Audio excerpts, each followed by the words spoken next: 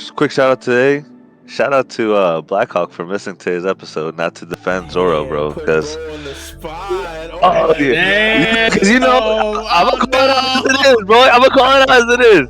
You know, like the one time he's like, "I'm here for Zoro," bro. He missed it just like Zoro would be.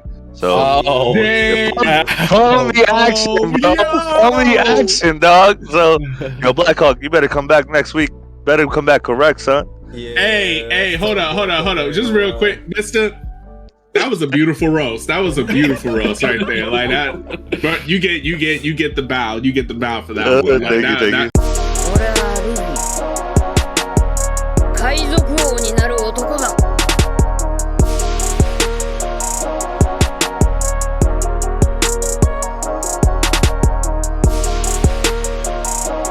What's up, guys? This is Straw Hat Mod. Don't forget to like, comment, and subscribe. Thank you.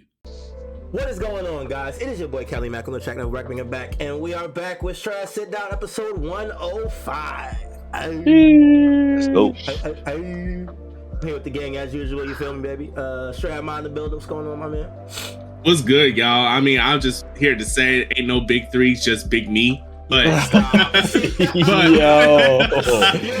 but so if you know that reference, you know where my head is also at, but it's also still on some One Piece shit. So let's get this chapter going. You know it's so crazy. I think I saw a Geo tweet.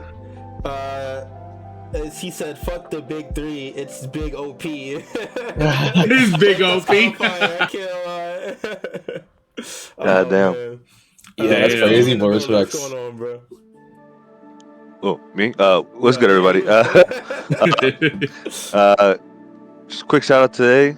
Shout out to BlackHawk for missing today's episode, not to defend Zoro, bro. Because oh yeah, because you know I'm gonna call it as it is, bro. I'm gonna call it as it is. You know, like the one time he's like, "I'm here for Zoro," bro. He missed it just like Zoro would be. So follow the action, bro. Follow the action, dog. So yo, BlackHawk, you better come back next week. Better come back correct, son. Yeah. Hey, hold on. Just real quick, mister. That was a beautiful roast. That was a beautiful roast right there. Like that. But you get the bow. You get the bow for that one. Like, Thank you. Oh shit. Respect. Yeah, unfortunately, BlackHawk is not here to defend his boy Zoro, so that boy is he's gonna take some beatings today. I ain't gonna lie. Yo, It be like that sometimes. MIA, bro. MIA. Last but not least, that boy YHuss in the building. What is going on, my brother? Well, I'm chilling, man. I'm just vibing, bro. I'm ready for this chapter. All right, we just ready. All right. Yeah, we got a chapter. This is the last chapter before Oda's 3-week break. It's gonna hurt a little bit. Damn, yo, BlackHawk gotta hold this L for a 3-week break too. Oh my goodness. Damn. Oh no. Yo, good thing D3's not here, bro. He definitely would have gone in too. Yeah, Shit. it would have been super over. It would have been the finisher. Yeah. But yeah, we are on a 3-week break, so this will be the last chapter for the next 3 weeks. You know, the StrawHat Sit Down will be able to continue to give you guys One Piece content while that break is going on. You feel me? But for now, let's go over this last chapter, see if we can break it down. There was a lot of stuff to talk about, and yeah, let's get into it. Yes, sir. Chapter 1111, Sun Shield.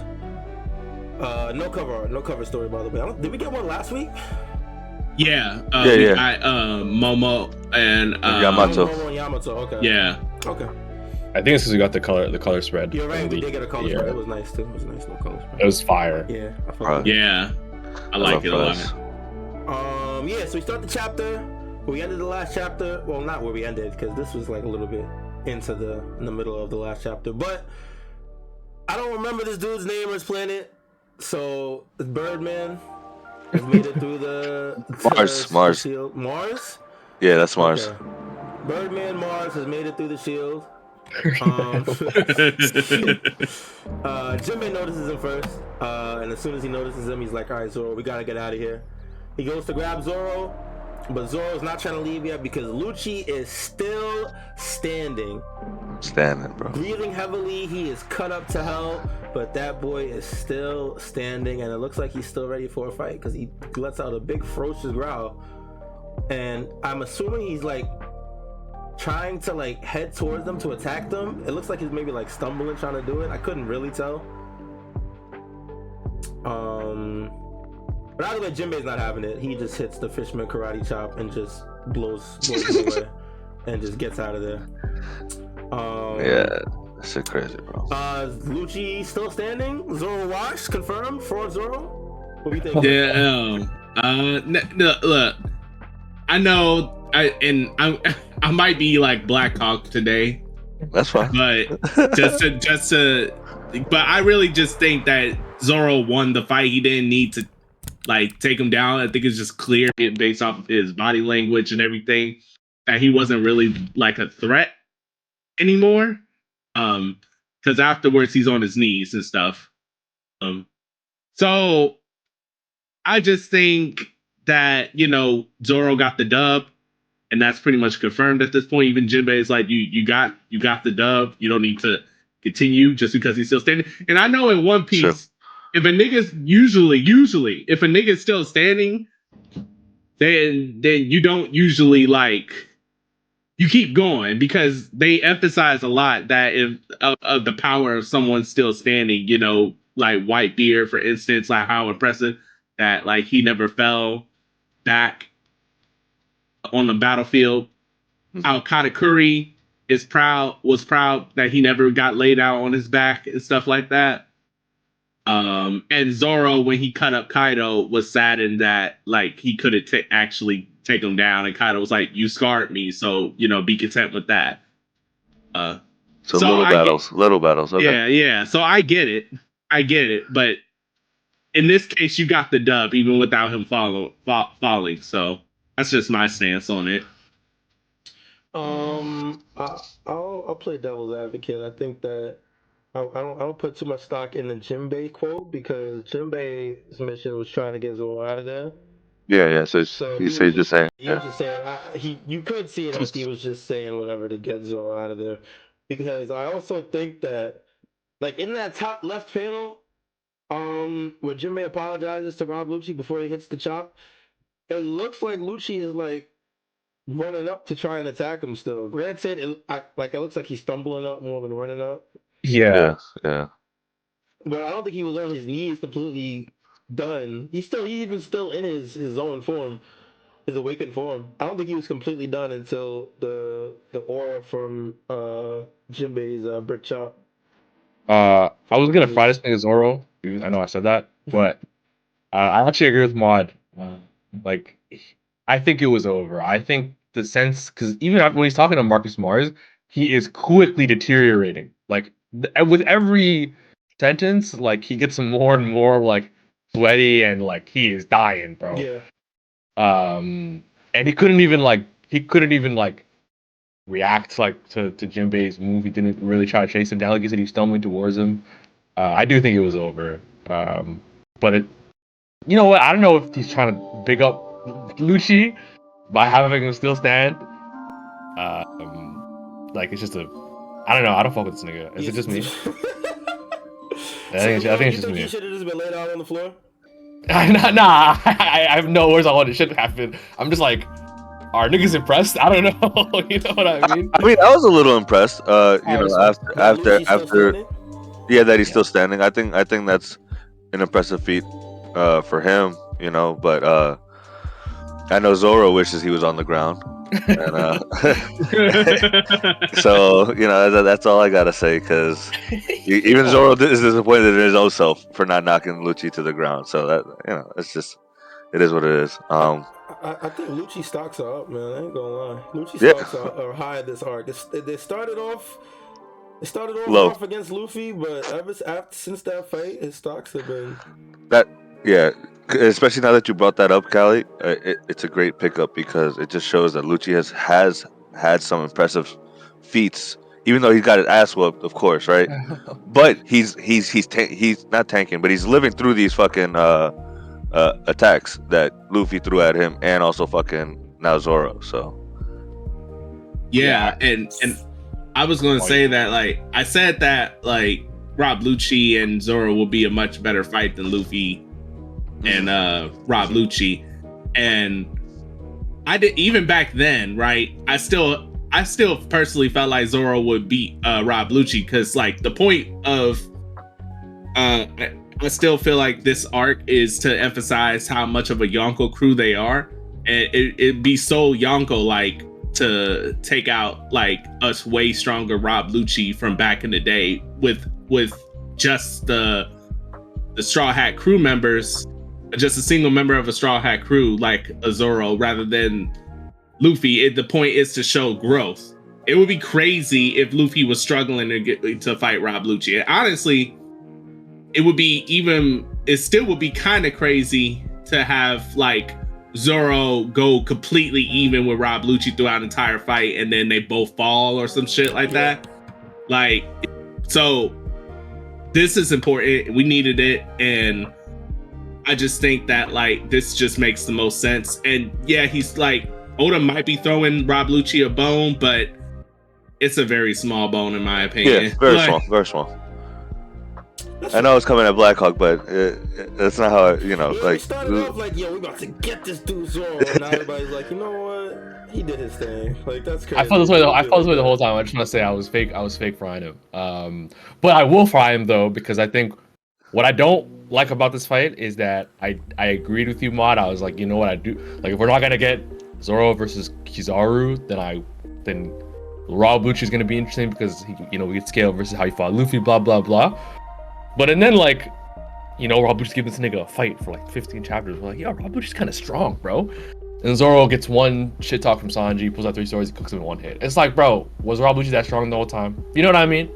Yeah, it's honestly really hard to say. I don't know personally. Like, I feel like it's only because of that, like how it ended. That it's hard to say. Yeah, but was that a Conqueror's Haki slash or not? I don't know if we saw Conqueror's, but you know what I will tell you, Mod, the whole time I thought Zoro was using Conqueror's Haki, but there's actually a panel where he's using advanced Conqueror's Haki in like the fight like 10 chapters ago. So he really was trying. At least it seems that way. So yeah, it's just one shit talk from Sanji. That's again, it makes the power scaling. It makes it hard to like understand how strong Rob Lucci really was. And how strong is Zoro? I do think that move was Conqueror's Haki. Probably, yeah. When I go back to the chapter, you see like, I mean, of course the whole Black Lightning thing, but you see like the Black Lightning on Zoro and also on Lucci through the move and stuff like that. Okay. Yeah, I just assume it is because he's using it the fight. Yeah, which I think, and I'm honestly, it probably was Conqueror's Haki. Thinking about it, This part, yeah. So yeah, he went real serious. So he went real serious there, and like you said, YHuss, he was using it before in the past, in like 10 chapters ago or whatever. Yeah, he was fighting. So he was fighting. Yeah, he was fighting for real. Maybe just that Sanji shit talk was like a little bit of an extra motivator. It always will be.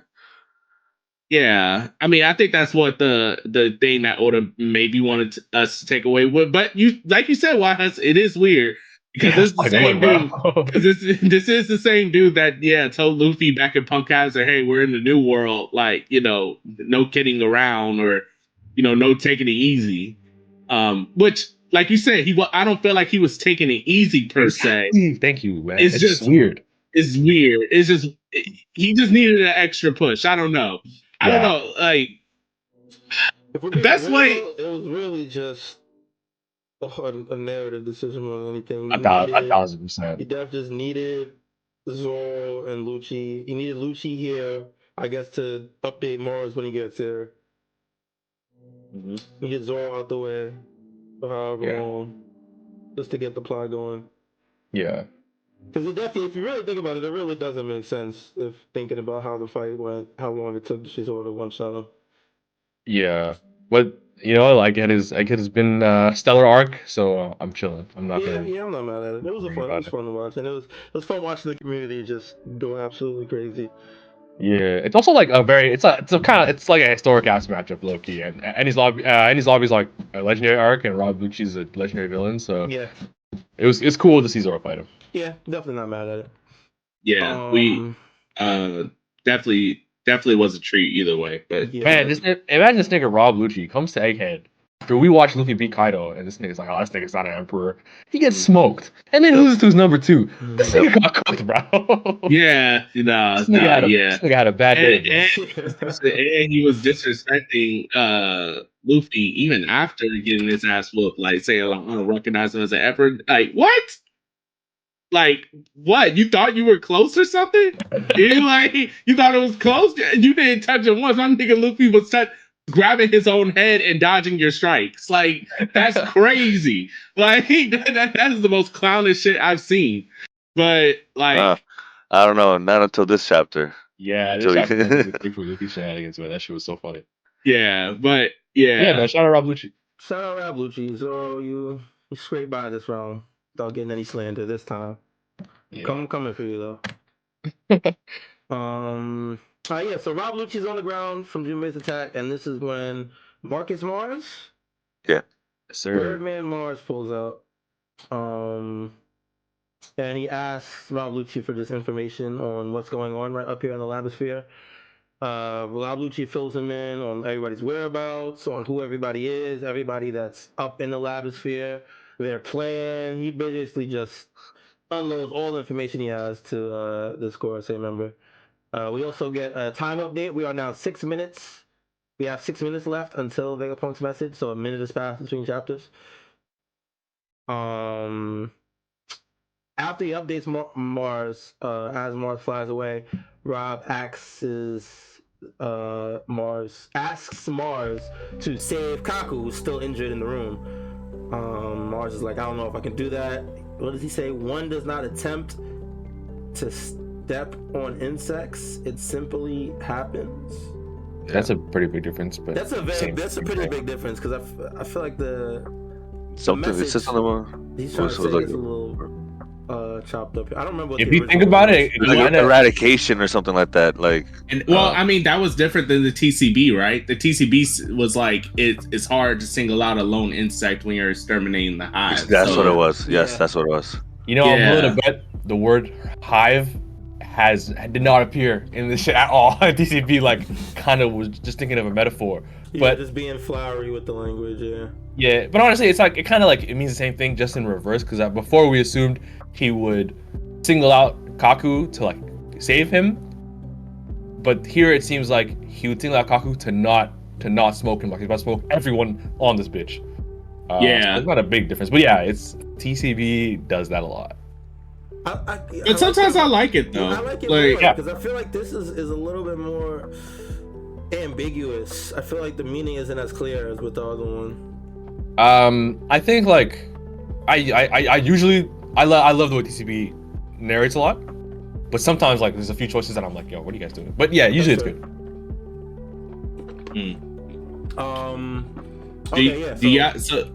Do you think that he's going to like do some type of huge like title like blast or something? Because that's the only thing I could think of. Because I couldn't imagine you fly by Kaku and just be like, oh, there he is. Okay, never mind. Like I feel like that will be at that point just an excuse to not save him. I don't know. It depends what they want to do. It depends what they want with York still, I think. And also there's the room that York told the Seraphim that they cannot attack under any circumstances. Which I'm assuming is the room that has the reactor for the Mother Flame that York says was on the island. So I assume attacking that could be death for everyone involved. So I assume it depends what he wants to York. If he wants to not kill her, if they want to have her alive to keep creating the Mother Flame or whatever. It depends if they know the Mother Flame is on the island and not to destroy the room, I think. It depends. Okay. Yeah, just gotta wait and see. Rob Lucci's face on the right side is hilarious. He sees this giant bird demon creature and is just... He's shook, bro. Shook. Yeah, no, his face there is actually crazy. I can't lie. I didn't notice until just now. You know what's funny? On first read, I had a different interpretation of that. When he came up and was like, where is York? I thought he in my first read, I thought he snapped back to reality. I thought that's what that was. And then he went in on the information and stuff. Because I thought this whole fight with Zoro was a very prideful fight. And even with him jumping at Jinbei and stuff like that. I thought a lot of that was pride. But then it felt like when Mars came and he was like his pride snapped out of his pride and was back to like Cypher Pole mode in the sense where he's dedicating to the world government. Yeah. Because I thought like he realized that he wasn't, doing his due diligence. Because I mean, when he said, "Where is York?" Didn't he tell Rob Lucci like, "Hey, you need to get York." Or something like that, or get the whatchamacallit? Like secure all the objectives, basically. Like, do your job. Yeah. Because the objectives were York, get the Mother York, Flame, and the destroy Mother Flame, records. and destroy Punk Records. Oh, or save and burgers and destroy Vegapunk or something like that. Yeah, destroy all the Vegapunks. And you think about it, Rob did none of those. I mean, at least. Like I know I'd be clowning Kizaru, but at least Kizaru was like while fighting Luffy trying to get the objective done. Rob, I mean, and that might be a testament to Zoro that Zoro was just that much of a threat. But then I also remember Rob Lucci saying, "You know what? Killing the number 2 of an Emperor crew is also a very rewarding thing, or it's very boost worthy." So I don't know, I thought that he was like snapped back out of his pride right there, but reading it again, it was definitely because what he's looking at. I'd be pretty shook too, I'm not gonna lie. That shit is actually terrifying, bro. Yeah, it'd be interesting if that was the case, but I think he's just like shook. I ain't gonna lie. Yeah, I'm glad, because I feel like, I'm not gonna lie, Vegapunk's reaction to seeing Saturn was crazy. He's just looked at him, he's like, "Saint Saturn, I presume?" And it's like, nigga, aren't you afraid, bro? Yeah. And I finally, we get a good, like, kind of fearful panel of like, nigga, what am I looking at, Yeah. Pretty interesting. Rob Lucci asked, like, "Yo, man, save Kaku." It's like a good character moment. Yeah, because that's not something you expect from Rob Lucci specifically. Thanks. Definitely really. It reminds me of the Cyberpunk Zero agents in Wano, when his boy had to go kill himself to stop Luffy and Kaido, and the guy just tips his hat when Kaido kills the guy. Oh yeah. Pretty nuts. Yeah, you don't really see it too much. Sympathy, empathy in the government roles. Definitely cool to see. Shout out to Rob Lucci. You guys think he knows that's a Gorosei? Yeah. I think he picked it up. He's like Ellie said, he was shook. But Rob Lucci's not a dummy, So yeah, of course. He picked up on who that was and was like, "Yo, this is everything you need to know, my guy." No, because Mod's right though, because he could have just been I mean, he's a leopard, so right, so he's like very like lustful and prideful into his fight, and like forgot about everything. To then like your superior is like, "Hey, did you do your job?" And he's like, "Oh fuck, no, but I know what's going on. So let me tell you real quick." So but Rob Lucci asking for Kaku to be spared, I was surprised, and just shows a softer side of him. But we'll see what happens to Kaku, because. Yeah, when he said wait, I thought this nigga works more than vaporize this nigga. I don't know why. I was like, "Oh, you better kill yourself." That would have been some shit. I can't lie. I actually thought that he was gonna kill him anyway. Like, all right, well, we told you to do these objectives and you didn't, and then so. I think they recognize that the StrawHat crew is like a problem for everyone. Yeah. That's that Yonko crew right there. Yes, sir. Yes. Okay. Yeah. So Rob Lucci's out of the picture for now. We go back to Luffy, who is with the 2 giants and 3 of the Gorosei. We get the reunion between Luffy and the giants. They can't believe that they miss each other, they didn't recognize each other, etc., etc. We see Saturn and more Pigman. I don't remember his name, but they react to the giants being here. The giants inform Luffy of the plan, and now everybody is on the same page. We get a famous autograph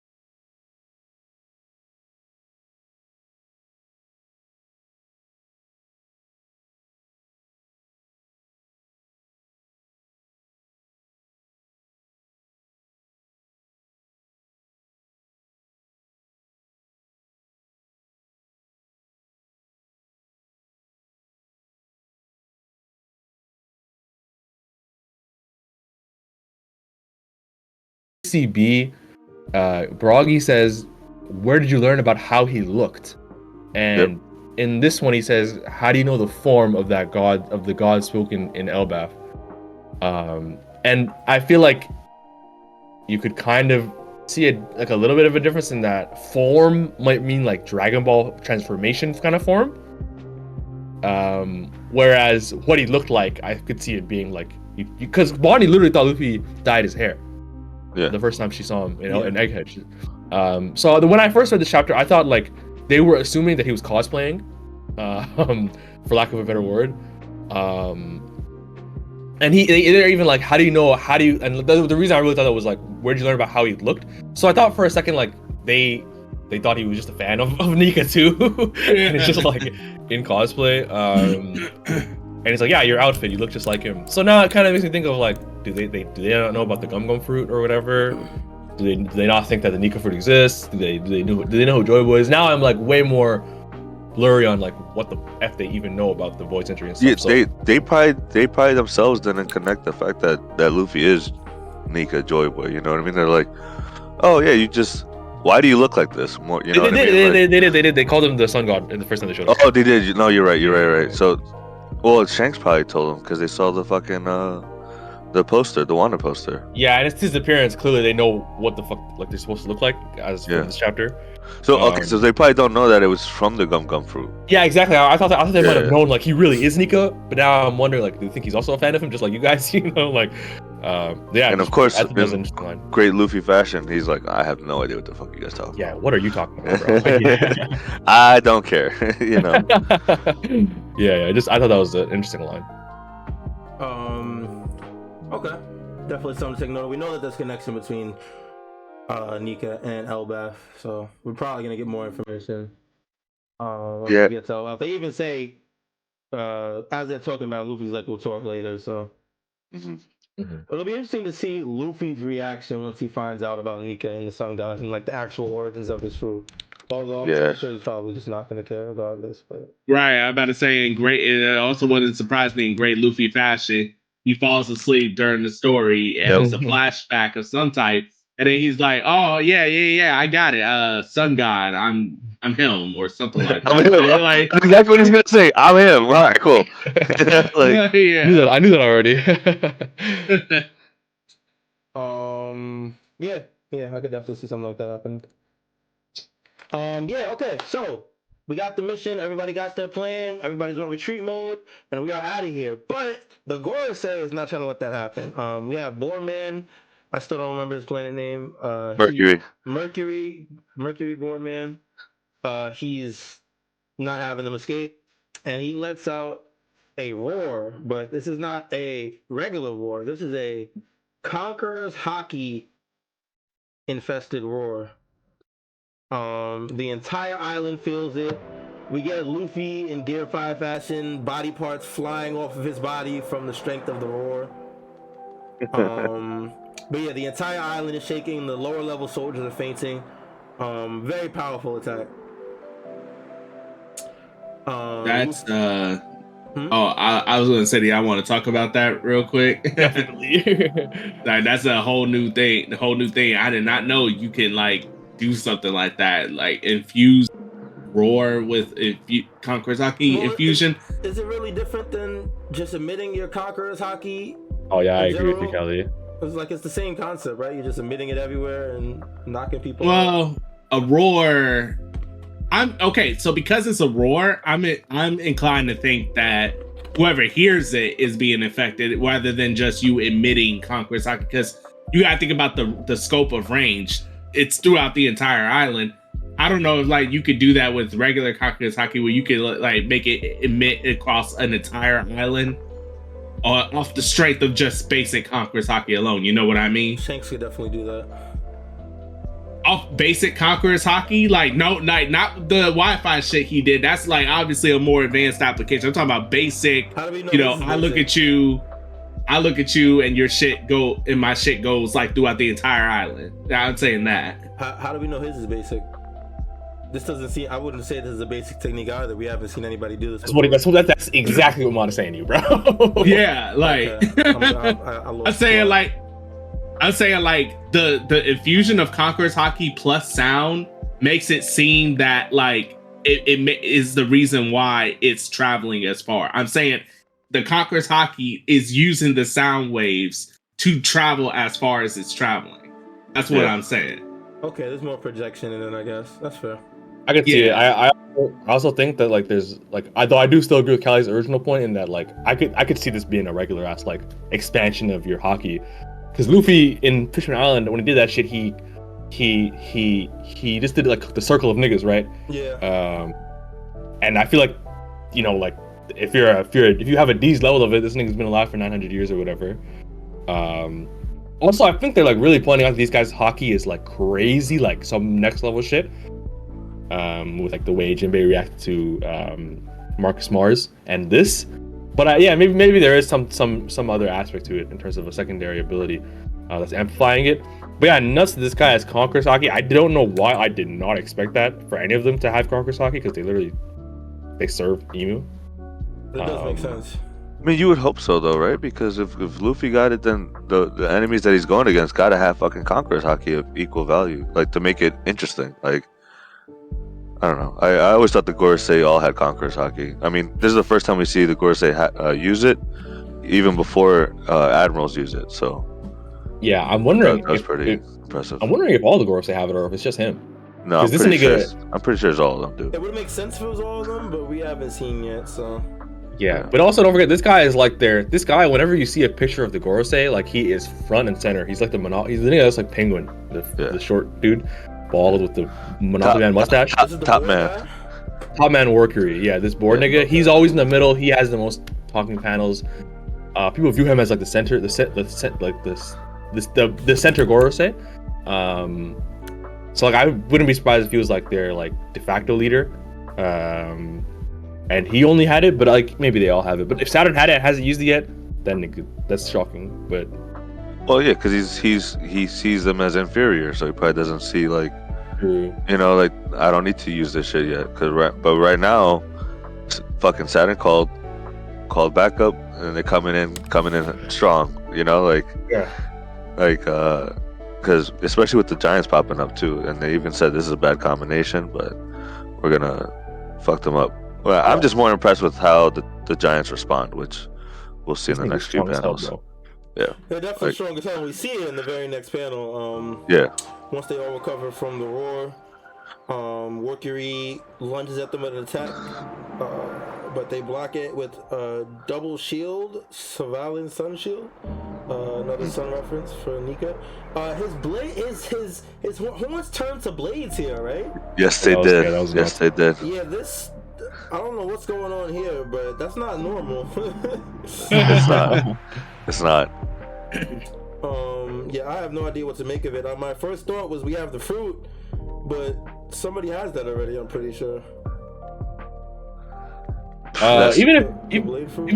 Even if he just had a mythical zone, though, these niggas do whatever they want. They always have some like secondary ability. Yeah, so it's probably not fruit necessarily. It's just a sub effect of. Oh yeah, it's like this fucking or whatever. Yeah.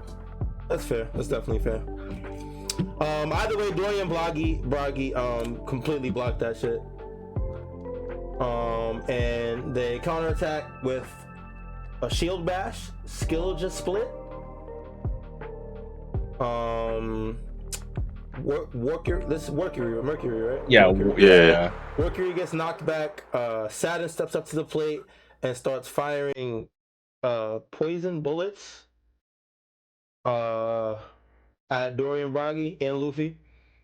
Luffy grabs a tree, bites the tree into a baseball bat, manifests paint, and paints the bat, manifests a baseball cap, and just knocks all of the poison seed bullets back at Saturn and Mercury. And he hits the pose too. Like the first time he ever goes Gear 5, you know, he has the hand on his face though when he's laughing. I love that panel. Yeah. Bottom right? Yeah.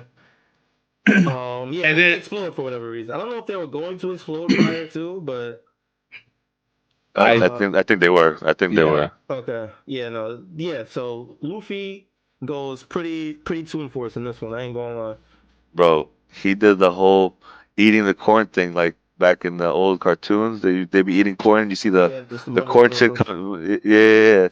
To make the bad, that shit was fucking crazy, bro. Reminds me of that episode of Tom and Jerry where the dog, where Tom was like provoking the dog, and then he like drew a line, went all the way over, slapped him, and then went back over the line, and then while the dog was like trying to bite him, he took a stick and just made it and used film to make the bat. I remember that. He grabbed the stick and put it in front of the dog's face as he was biting it, and yeah, used his teeth to make a bat, and then he smacked him.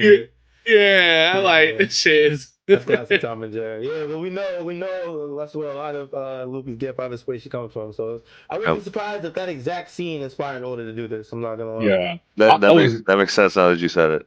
I was crying reading it. It was so funny. And then like I was loving the baseball part, and then they freaking exploded.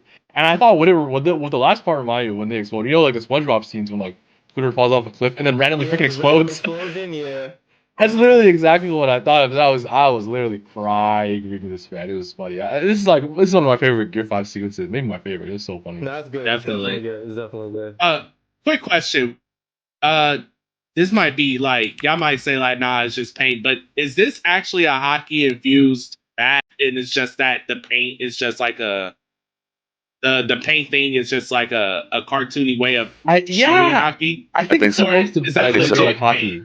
I think so. That would make sense with Oda, you know? Like I think it's supposed to look like hockey. He painted he has the black hat too. The hat has hockey as well.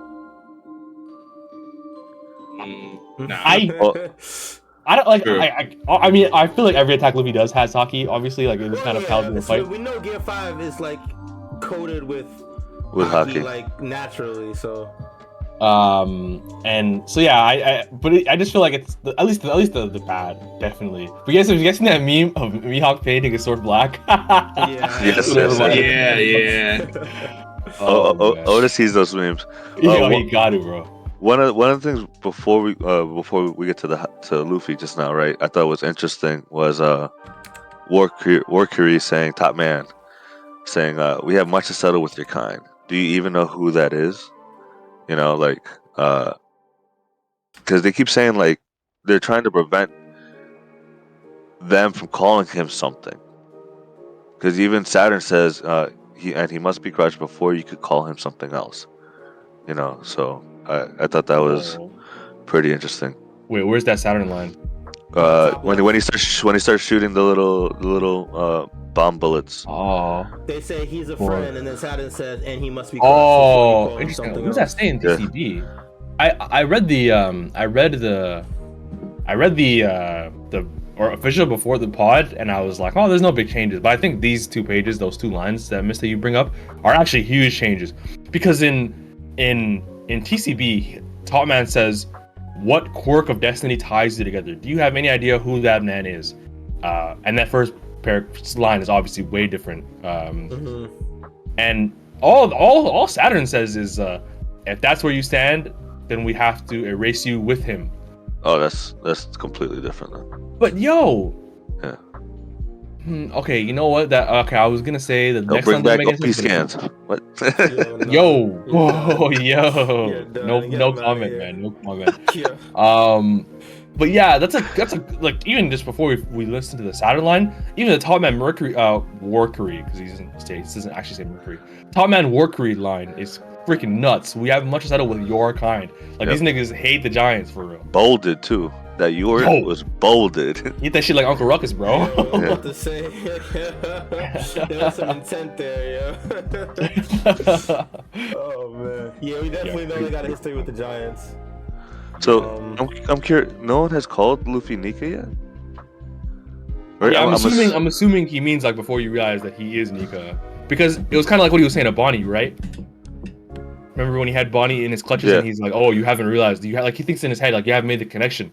That she hasn't realized that he really is Nika. So yeah, it's kind of like that. I think before these niggas think he realize who he really is, we gotta nip this in the bud. Yeah, I don't think it's him specifically trying to stop them from saying the word Nika. I think they're just trying to stop Nika from, being exposed and people knowing about Nika in general.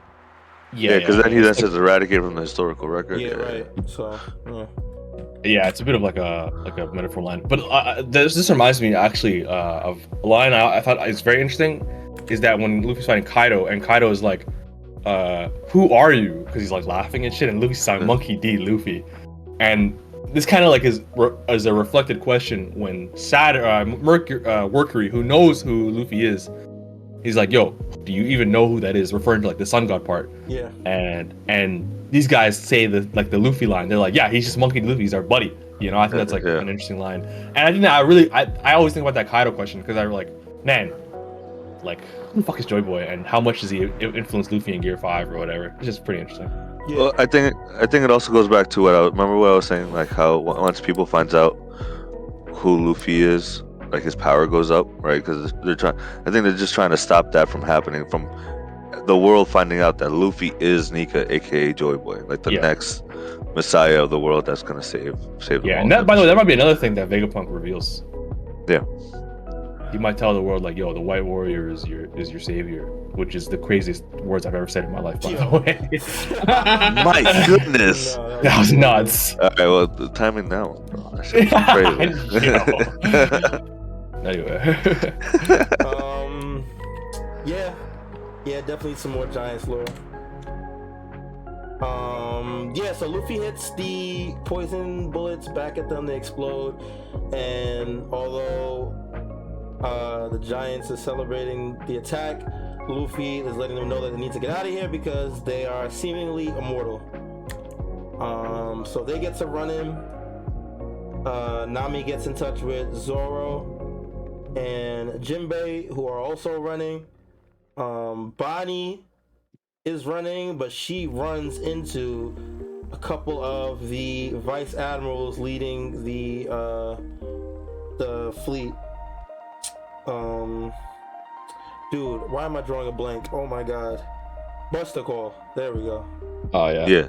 Oh yeah, because the vice admirals were told to go after Bonnie, right. Or they decided to go after Bonnie. Yeah. Right. They decided last chapter, I think. Once they saw the pacifistas were getting smoked, they were like, "Now's our chance." So yeah, they're stopping Bonnie. Sanji's on his way with Vegapunk in tow. We get Bird dude, whose name once again escapes me. He's with dude, why are my names just blanking right now? Oh my god. Mars is with York. I'm about to just let y'all finish. Oh my god. Mars is with York. York has no clue who Mars is in the form, but Mars is here to save York. We go to Kizaru. This last page is the whole bunch of just flashing to the island, seeing where everybody's at. Yeah.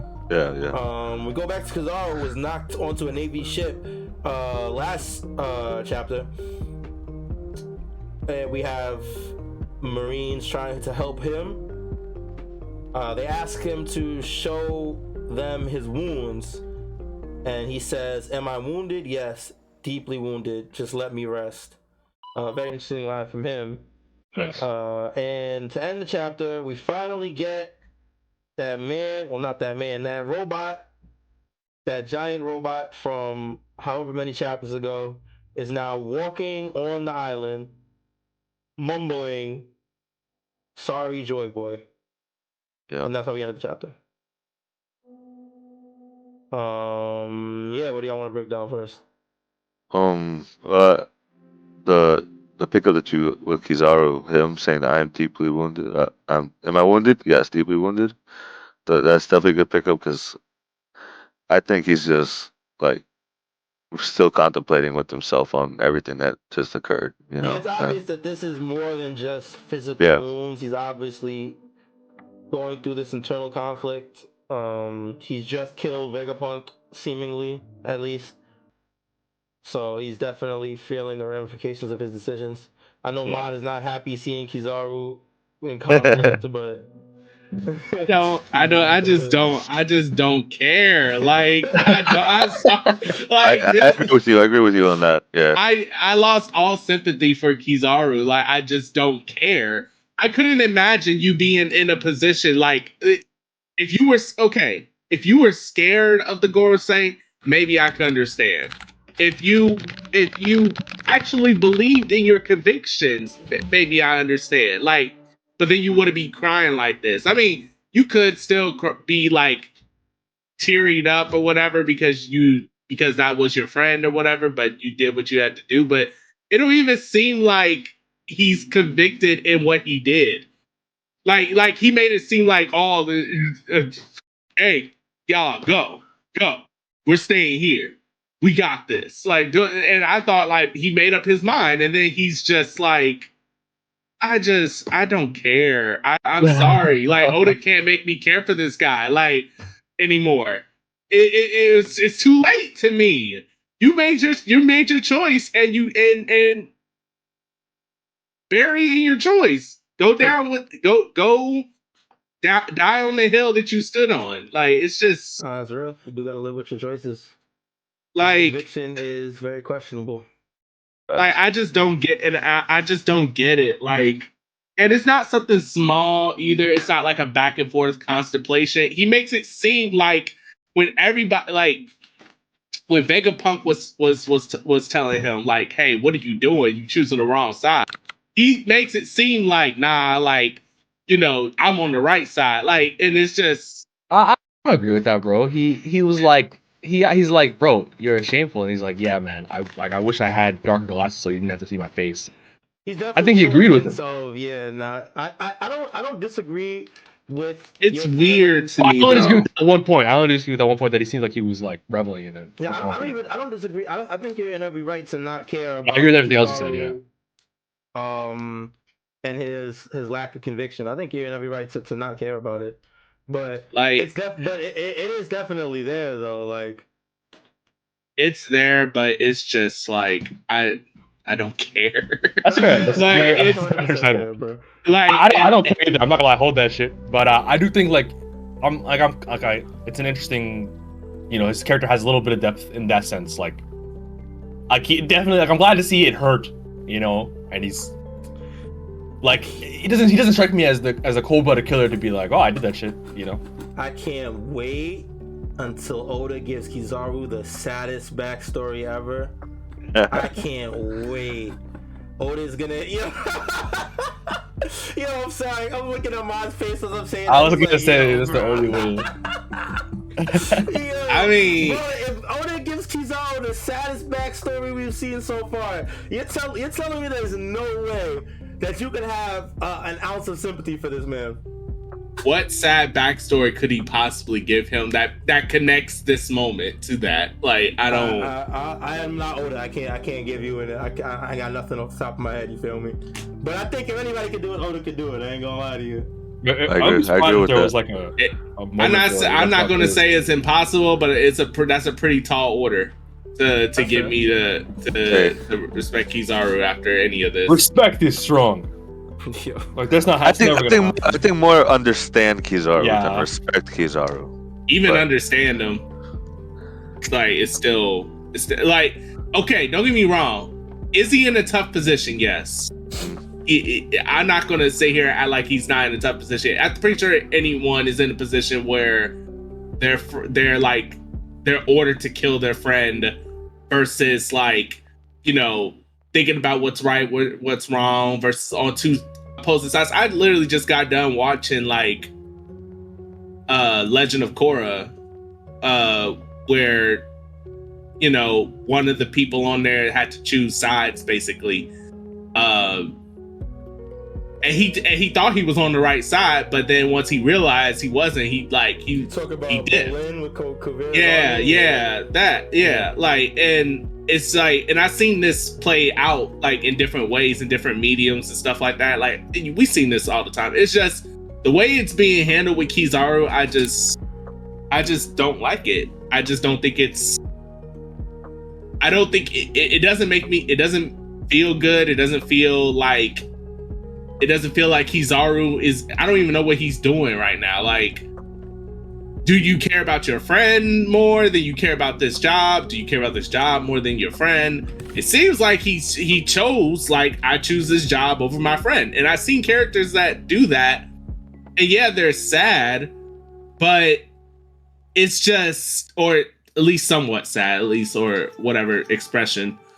But it's just that we get this weird thing where it only comes out when he's getting his ass whooped. And I'm just like,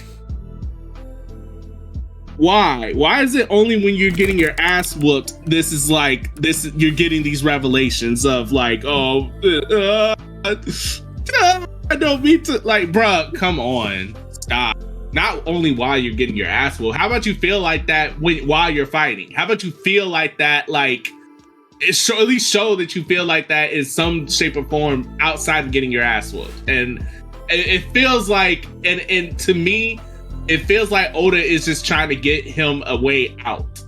Especially since, like, I know there are people out there that say, like, this is the reason why Luffy versus Kizaru is more harder to call, because Kizaru clearly is holding back because, you know, in One Piece, when you're not mentally there, you lose your power and all this other bullshit. And I'm just like, I don't care. Yeah, I just do not care. I don't care. Them niggas Who? Wait, what are we talking about? The niggas saying that like, oh, he wasn't trying, bro. He killed Vegapunk, man. Like, this nigga was trying, bro. Yeah, he definitely chose his side. I think once he hit that point, I can definitely understand the frustration with the situation for sure. I don't disagree with anything you said.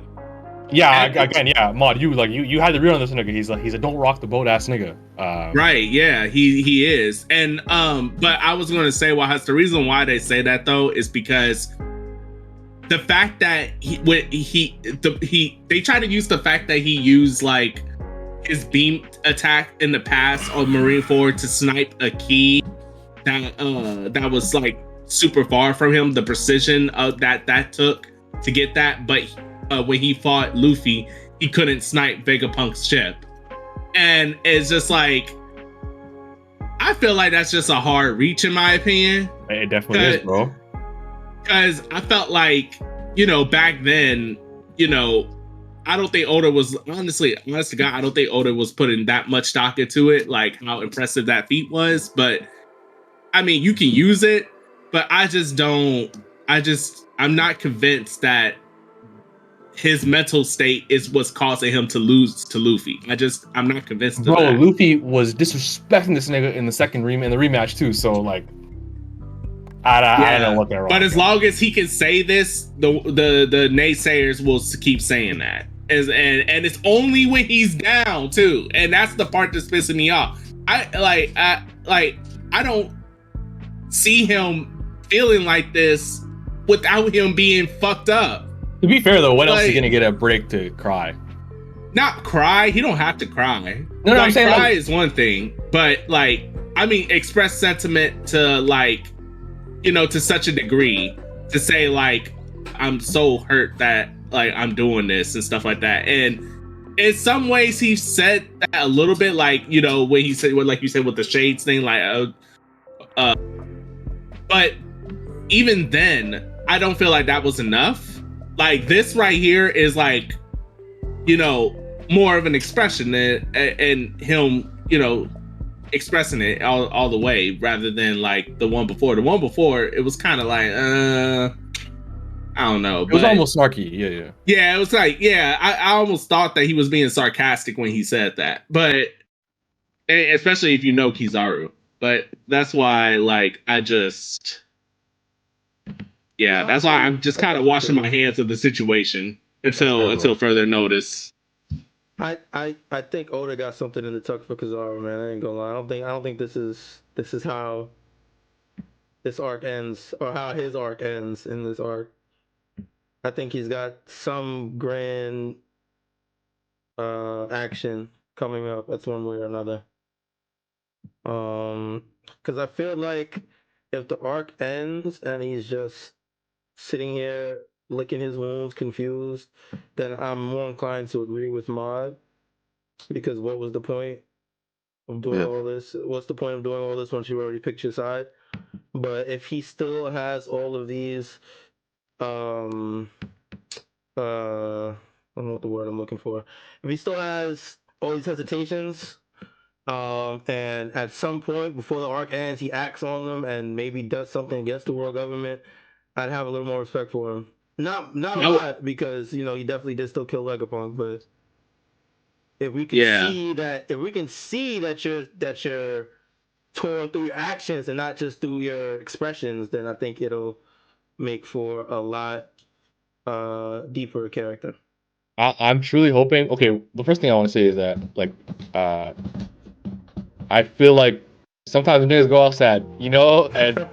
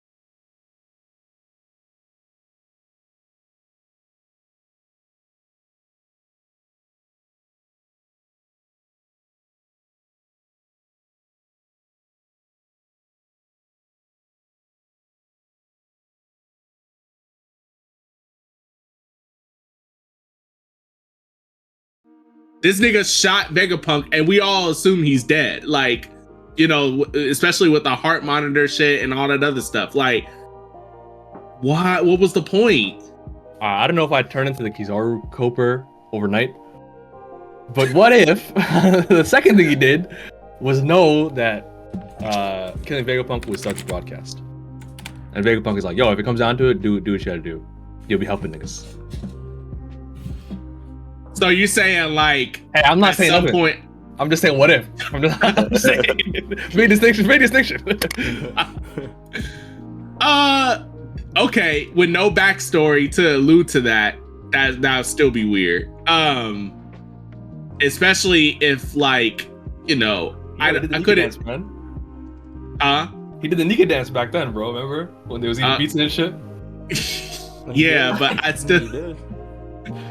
I still think that, like, if there is nothing that show like Vegapunk is like, hey, like, if I'm on my deathbed, I want you to kill me. Yeah, I'm assuming it's with like this kind of scene, like where they'll show it. I'm assuming if that's what happens.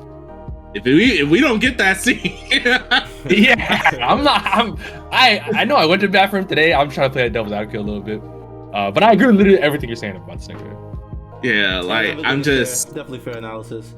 We definitely need a little bit more from Kizaru to justify his actions and his turmoil. Yeah. Yeah. Hopefully we get that. Yeah. But anything before the robot? Is anything else you guys wanted to talk about? I thought it was cute that the vice admirals think they're gonna do something, but you know. So who's with Bonnie right now? Frankie. And Kuma's like non-responsive. Yeah. And some giants. Oh, there are a few giants with them. Yeah. Oh yeah, so they're getting freed up. Yeah, okay.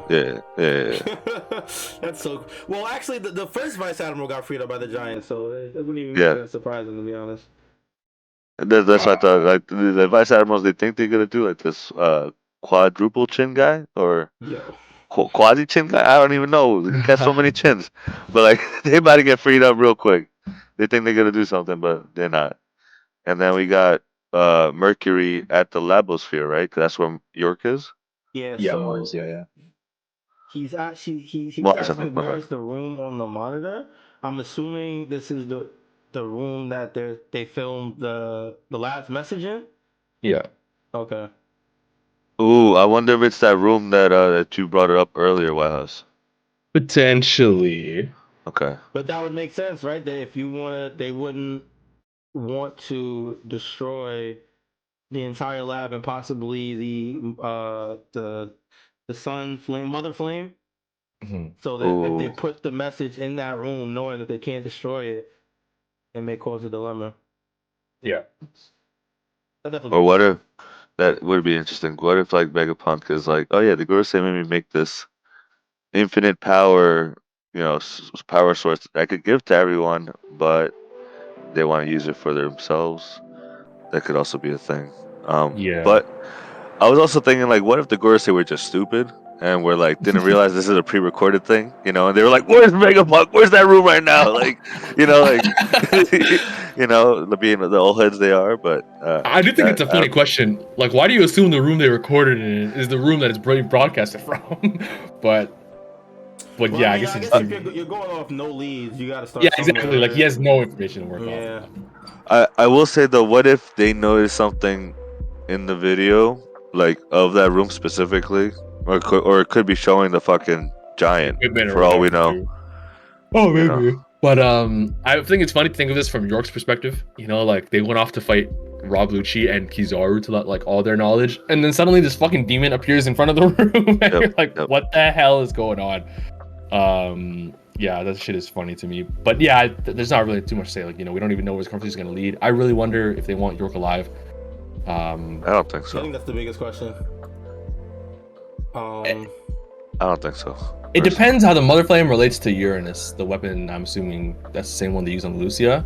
Okay. Because like, if they want to have like fuel for that, and just so they can like nuke everyone, they kind of want her for sure. Yeah. Yeah, but do you think?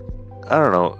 Like these Vegapunks be weird. I don't like. York was just pooping and eating the whole time and sleeping. Not like, is she inventing anything for real? I think she was just saying it. Like, oh yeah, I'm part of Vegapunk. I could, but in actuality, I can't. She encrypted the lock on the sphere. I stand corrected. You're right. But yeah, it was like the vice admirals. I don't like they've been jobbing this whole arc. They haven't done shit, so I'm not worried about them. Yeah, the robot, crazy. Yeah, so the robot, we finally got the robot. Unfortunately, it's right before the 3-week break in classic Oda fashion, but we do finally get the robot in action. First thing to notice is that it's extremely big. I don't think we could really sense the scale from it sitting down, laying down. It's huge. But this shit is towering over the entire island right now. Yeah. And that's one of the big ships too that they're showing in comparison, like because those ships that the Marines have are huge too. Yeah. So this giant is big. It's not affected by any of the fire spreading across the island. So the armor is strong. And we also we see the eyes glowing within it, so it's safe to, and it's talking, so it's safe to assume this is a sentient being. Yeah. So there goes the Luffy wearing it like a giant robot armor theory. Yeah. No, you're right. No, you're right. It looks like it's its own being. Yeah, saying sorry, Joy Boy. What are we thinking? Oof. So it made me think of two things. One was being like, what if this giant was a companion of Joy Boy, just like how Zunisha was, right? Because seems like these gargantuan creatures are related to Joy Boy somehow.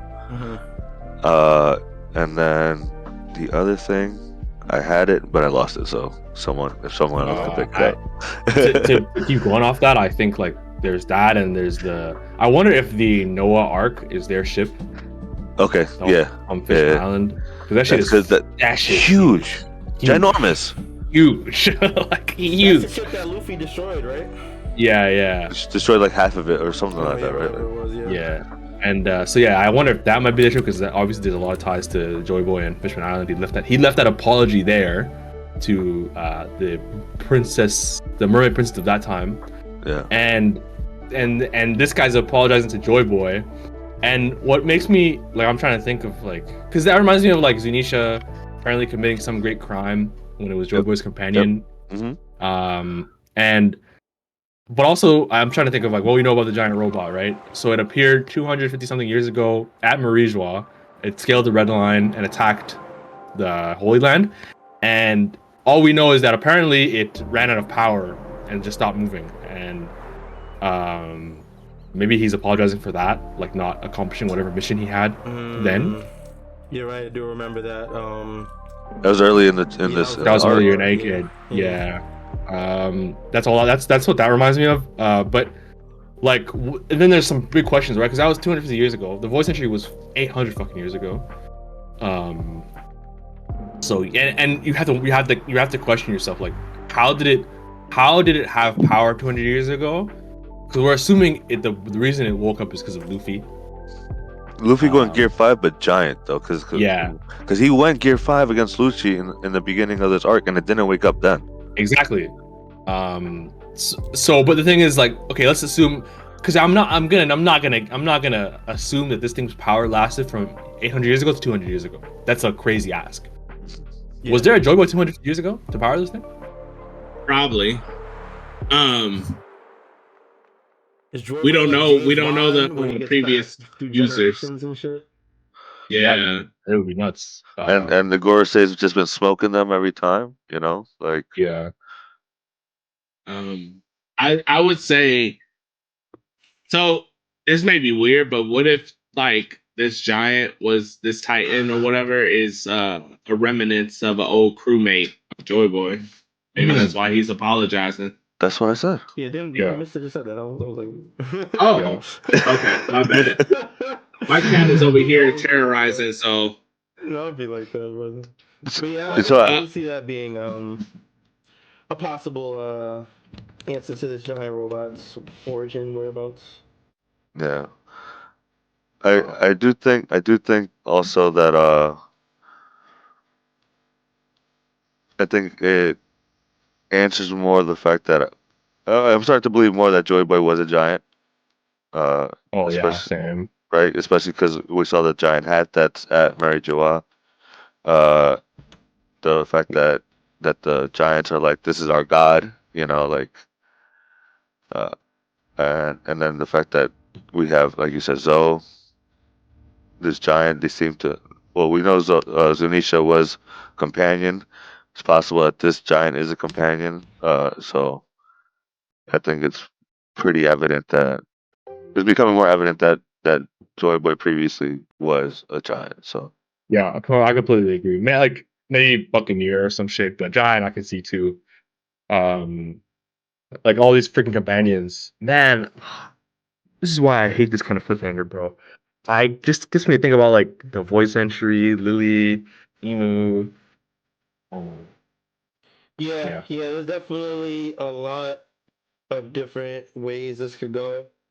3-week break right before this definitely sucks, man. I'm not gonna lie. Yeah, he did it to us, man. And that's the thing, like there's like stuff to think about, but there's not even that many leads on like Joy Boy specifically. Yeah. Like, and the people associated with him. Like we can't even do much with this man. I gotta wait. The one thing I will say is that this situation parallels Luffy's first Gear 5 when Zunisha appeared. Yeah. It was very identical with the giant creature pulling up, speaking. Point. Or maybe I guess it's speaking, right? Because we get like the kind of like the thought bubbles or whatever. That's what I'm saying. I'm assuming, yeah. But it does. But maybe the thing above it says he's groaning about it, so he probably is like mumbling it about something too. Like there's like that means like it seems like it's a kind of like you can kind of understand a little bit, you know. So yeah, he's probably him talking then. Either he failed him, he betrayed him, or he's going to betray him, type of shit. Oh, who knows? Like if this robot turns sides, that would be fucking insane. I'm not gonna lie. That would be crazy. Man. Plot twist, bro. Yo. Bro, I have no freaking idea. There's like, why 250 years ago did it appear? Because honestly, even though I said that Joy Boy, like there's some other Joy Boys. I remember there was that line the Gorosei said about the fruits awakening being a mystery even to them. Like they don't believe it's a legend and that hasn't awakened in centuries.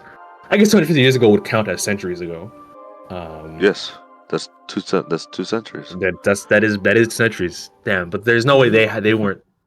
Would they refer to that as legend? I don't fucking know, man. But I mean, 250 years is a long. That's a long time, and that's enough to establish a legend. Yeah, I'm just wondering how old they are. Because if they're 800 years ago, that's like a quarter of your life away. That's not that bad. That's like. But then again, that's who fucking knows. Time is relative. I think it's hard to grasp. I can't lie. That's the best way to put it. Like, I feel like there's not many new theories to come from this. Like, yeah, because a lot of the stuff is stuff we already talked about, and we really didn't get much from this other than the giant speaks and it's apologizing. But we don't. I definitely agree. We don't really have enough to fully theorize. Yeah, I agree. Yeah, I guess that's it then. Anything else you guys want to talk about real quick before we wrap it up? Just real quick, so we all know that Oda's going on break, so that our audience knows Oda's going on a 3-week break because with the passing of Akira Toriyama, he wants to, just worry about his health. He's okay. There's no illnesses or anything like that. He just needs the time for himself to, for himself. That's all you need. He definitely deserves it, and he deserves to take that time if need be. A lot of these mangaka be working themselves to death, unfortunately, literally. So yeah, dude, it's crazy. I'm here for any mangaka taking a break when they need it, whether for mental or physical reasons. We're here for when you get back, Oda. We weigh in, patiently weigh in, man. We holding it down for you. Yeah. They be getting like just 3-4 hours of sleep. That's not good for you, bro. Yeah, hopefully it takes this time to really just rest and relax, chill out. Yeah. But yeah, we are on 3-week break after this. Straw Hat Sit Down will still be live to give you guys all the One Piece content to hold you over until he returns. But until then, that is gonna be it for today's episode. Big shout outs to everybody that hung out with us in Twitch chat today and YouTube. We appreciate y'all. Make sure you guys follow the Twitter, Instagram, TikTok, YouTube at Straw Hat Sit Down. You look for us, you will find us. Yeah, that's about it. Yes, sir. We will be back next week with a break week episode. Make sure you guys follow the Twitter at Straw Hat Sit Down so you guys know what we're doing when we know what we're doing. All right. Until next time, you guys take it easy, be safe, be healthy. We appreciate you guys, and we will see y'all when we see y'all. Peace. Peace. Peace.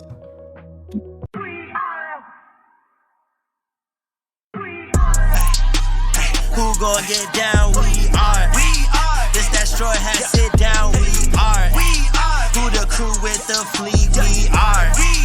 Who gon' piece that one piece? We are. Who gon' get down? We are. This that Straw Hat Sit Down. We are.